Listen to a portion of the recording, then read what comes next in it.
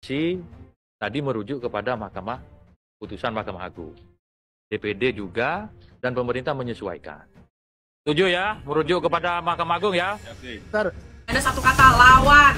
Ini sangat berbahaya, teman-teman. Harus dilawan dan dihentikan. Putusan MK harus dihormati. Ya, jadi jangan membangkang, ya, jangan mengelabui, ya, jangan meludahi rakyat, ya, apalagi menipu. Kami sudah paham, ya. Atau Anda sudah tidak peduli dengan rakyat, ya, atau Anda menginginkan ada tumpah merah di sana.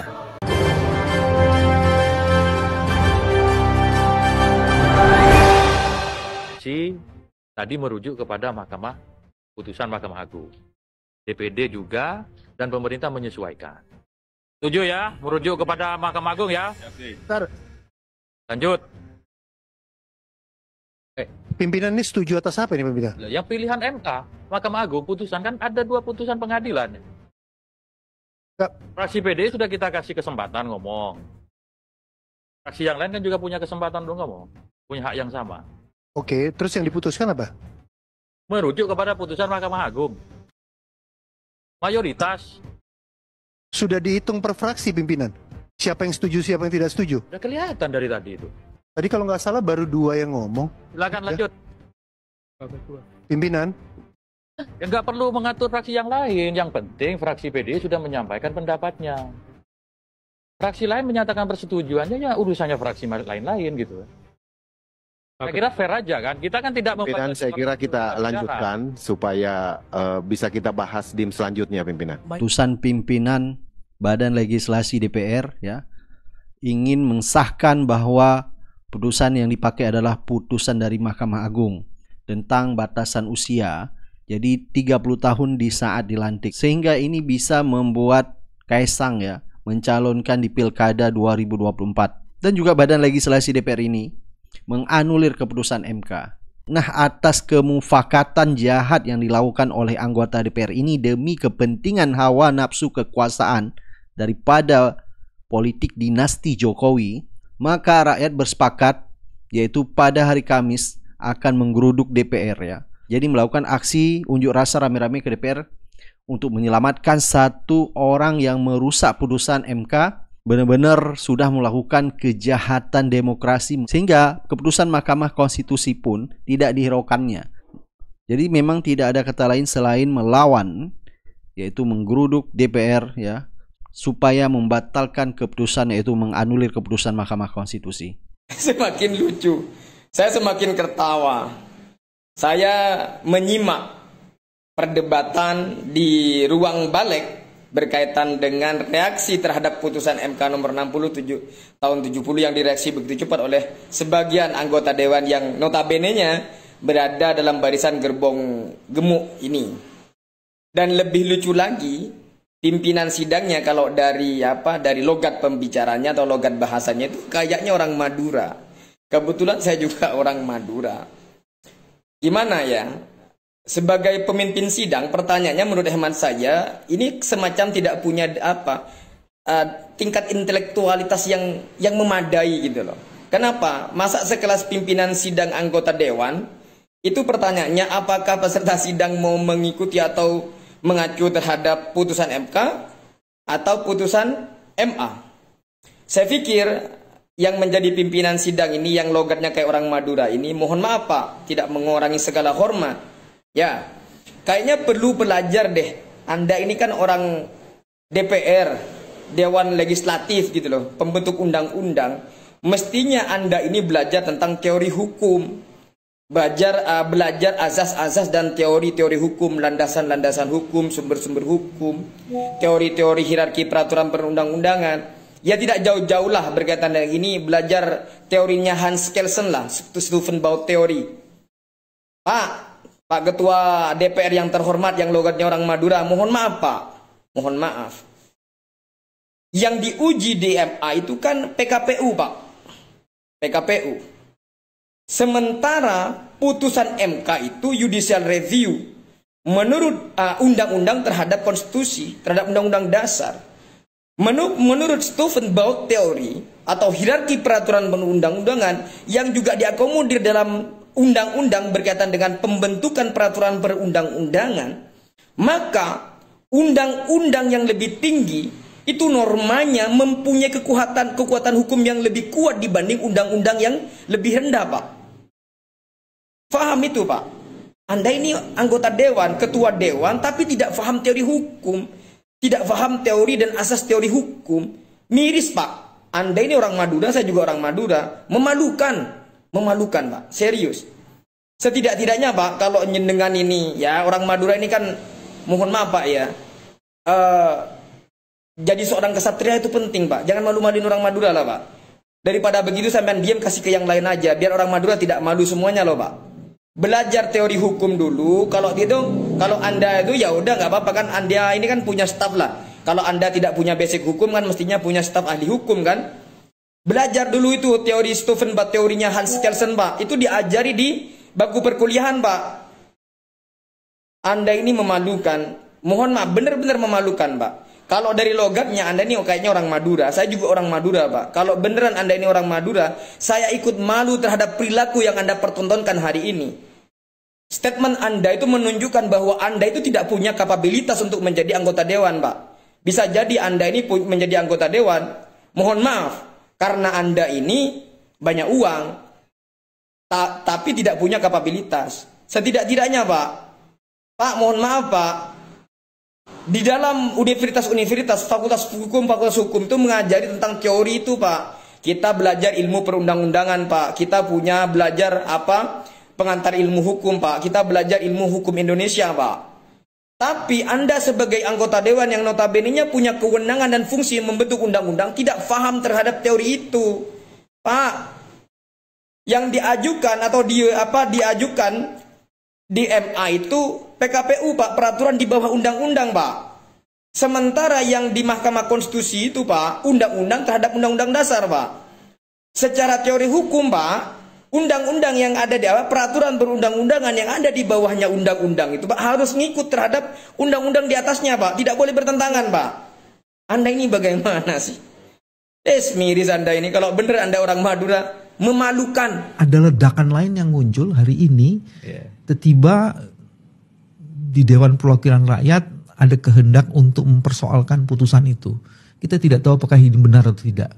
Padahal ini sebagian besarnya isi putusan ini justru menguntungkan banyak partai karena mereka punya keleluasaan untuk menetapkan calon sendiri. Kalau sampai terjadi, kita bahas yang itu dulu kali ya.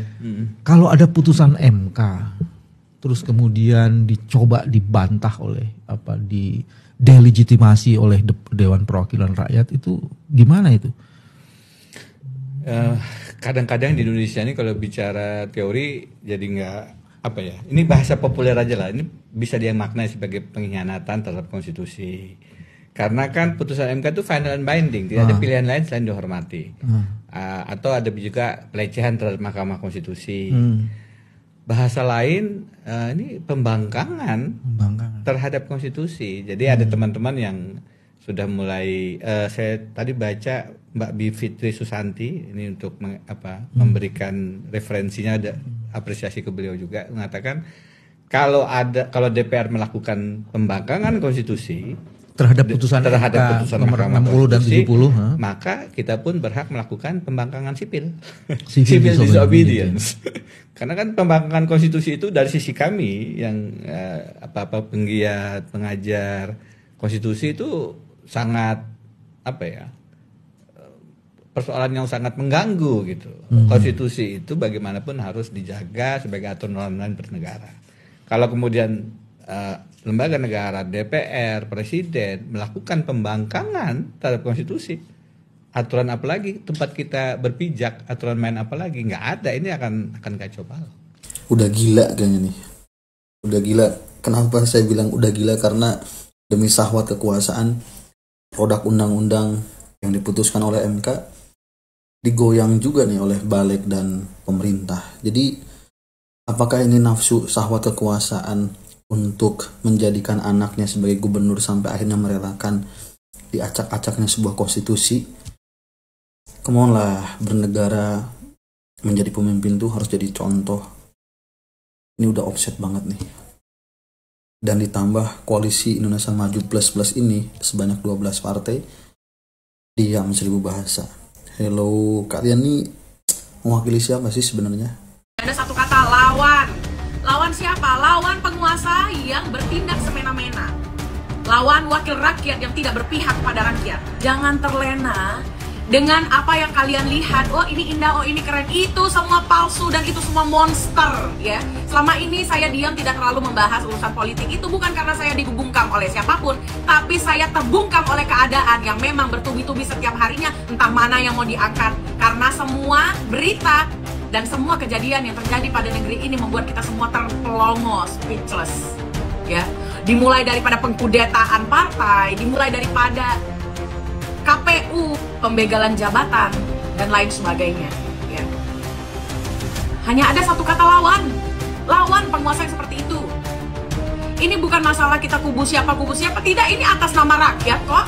Logika siapa yang bisa menyatakan kalau apa yang terjadi di negeri kita ini adalah sesuatu kejadian yang menyenangkan? Ini tidak menyenangkan sama sekali.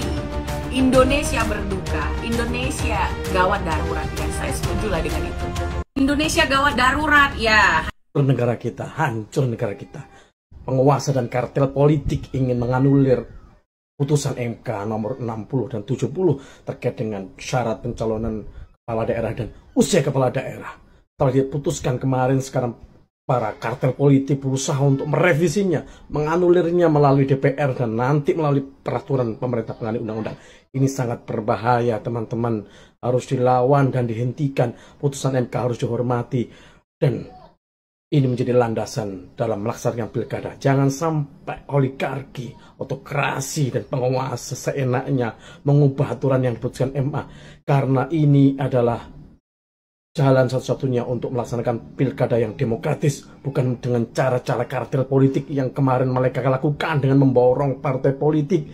Harus dilawan. Saya baru tahu ternyata putusan MK yang katanya final dan mengikat itu pilih-pilih. Kenapa pilih-pilih? Ya seperti contohnya putusan MK nomor 60 dan nomor 70 yang baru diputuskan kemarin itu tuh. Pada akhirnya dianulir juga oleh DPR RI. Padahal katanya putusan MK itu final dan mengikat. Ternyata makna dari final dan mengikat itu didefinisikan hanya untuk putusan yang menguntungkan golongan koalisi kekuasaan. Golongan partai yang berkoalisi dengan penguasa. Tapi kalau putusan MK yang menguntungkan oposisi, itu bukan putusan yang final dan mengikat. Putusan itu tetap bisa dianulir oleh lembaga lain. Seperti contohnya putusan 60 dan putusan 70 sekarang dianulir oleh lembaga DPRI, Dewan Perwakilan Rakyat. Dan lucunya, DPR RI menganulir putusan MK nomor 60 dan 70 itu setelah Jokowi memanggil Menteri Hukum dan HAM kemarin. Secepat itu loh ternyata penguasa itu membolak-balikkan putusan dan mempermainkan hukum negara. Dan ternyata semudah itu loh Jokowi mempermainkan atau memperalat lembaga negara demi untuk kekuasaannya, kekuasaan dirinya dan golongannya serta keluarganya. Nah, kalau udah kayak gini kelakuan penguasa, senang banget mempermainkan hukum dan memperalat lembaga negara demi untuk kekuasaan dirinya dan keluarganya. Saya kira kalau Jokowi kemarin bilang kental banget bau-bau kolonial di Istana Merdeka, itu bukan bangunannya yang bau kolonial, tapi bau kolonial itu berasal dari badannya sendiri, dan kelakuannya sendiri, dan pola pikirnya sendiri, tindak tanduknya sendiri. Kolonial itu bukan istananya. Yang bau kolonial adalah pola pikir, dan apa yang dilakukan oleh Pak Jokowi sendiri.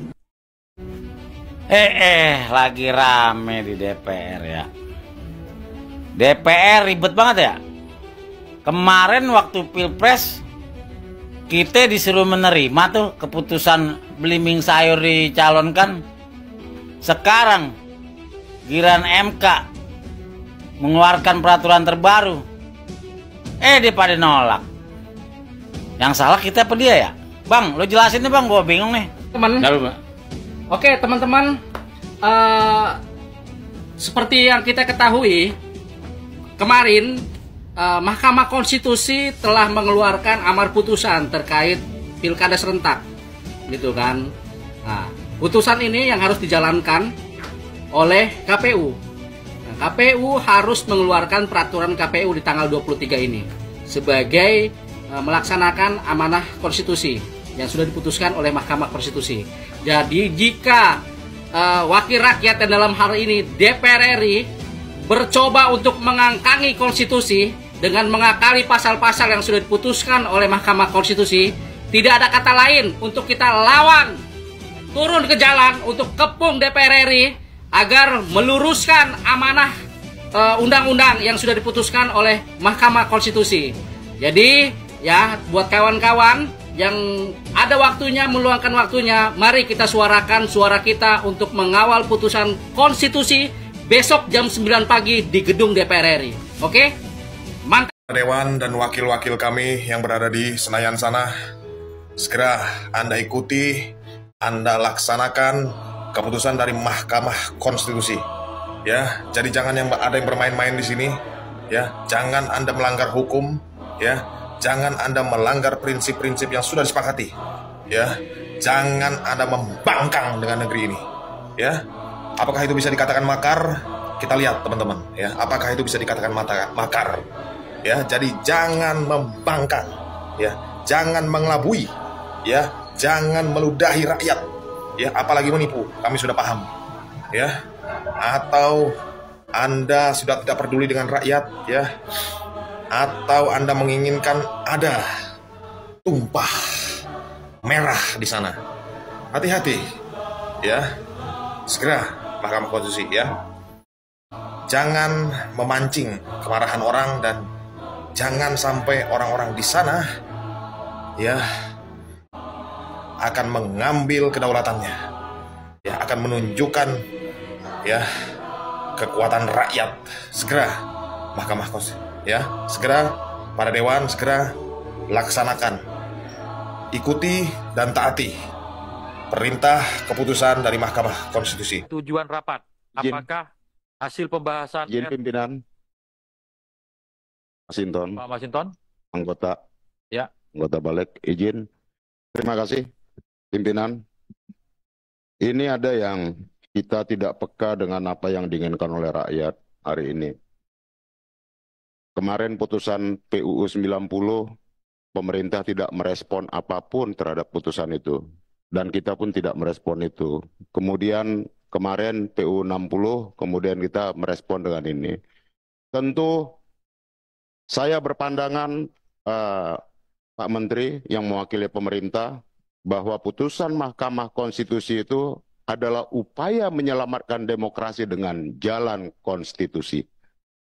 Hari ini kita kemudian mensiasati putusan konstitusional Mahkamah Konstitusi itu dengan kita membuat perubahan undang-undang yang kita tahu undang-undang ini diperuntukkan untuk siapa.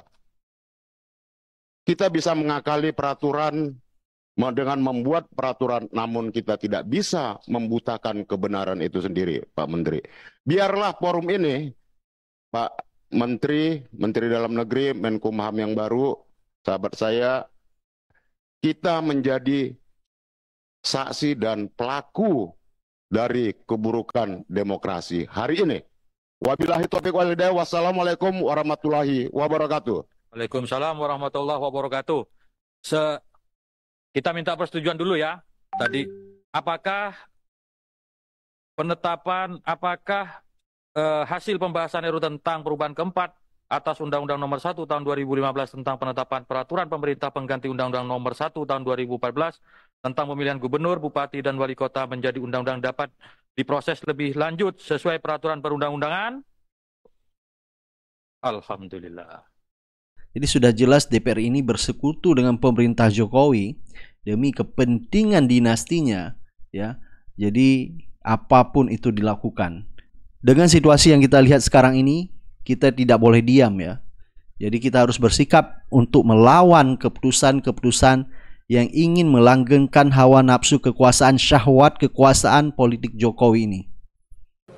Kita tahu semua apa proses di balik di DPR RI ini yang disampaikan oleh pemerintah dengan sangat cepat merespon ya putusan MK itu berbanding terbalik ketika putusan MK tahun nomor 90 2013 lalu tentang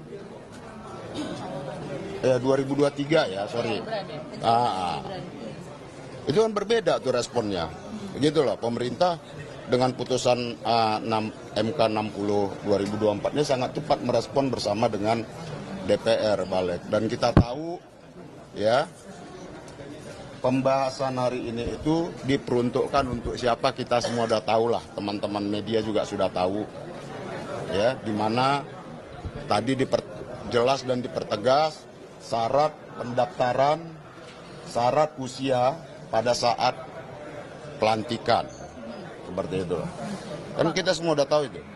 Bang, ini kemarin tadi ada rilis Bu Mega akan mengumumkan 169 calon besok. Berarti PDIP akan tetap mengajukan calon ke KPU untuk bernegara itu berkonstitusi. Maka kita taat dengan putusan Mahkamah Konstitusi. Artinya akan tetap mendaftar untuk Pilgub Jakarta. Iya, kami akan mendaftarkan, ya, bukan hanya kami, partai-partai calon-calon lain juga yang memenuhi syarat berdasarkan klaster yang sudah diputuskan oleh MK, silakan gunakan. Jangan mau ikut aturan yang dirubah-rubah untuk kepentingan penguasa hari ini. Apa? Siapa bang yang bakal dicalonin di Jakarta jadi? Insya Allah ada Anies. Iya kan? Jadi nanti biar tanggal 27 ya, jika PDI Perjuangan mencalonkan Pak Anies Baswedan, kita kawal beramai-ramai ke KPU Jakarta. Kita gunakan putusan Mahkamah Konstitusi. Biarlah rakyat menjadi saksi untuk memperjuangkan demokrasi yang hendak dibunuh oleh kekuasaan hari ini.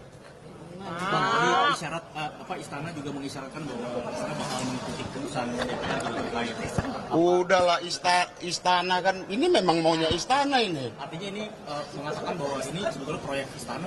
Ya ini maunya istana. Dia mereaksi putusan MK nomor 60 2024. Kaget kan? Karena MK mengembalikan syarat usia pencalonan calon kepala daerah. Nah itulah. Bang, tapi besok ada paripurna, Bang, ini dibawanya besok langsung. Ntar kalau KPU-nya ikutnya. Konstitusi itu hukum tertinggi.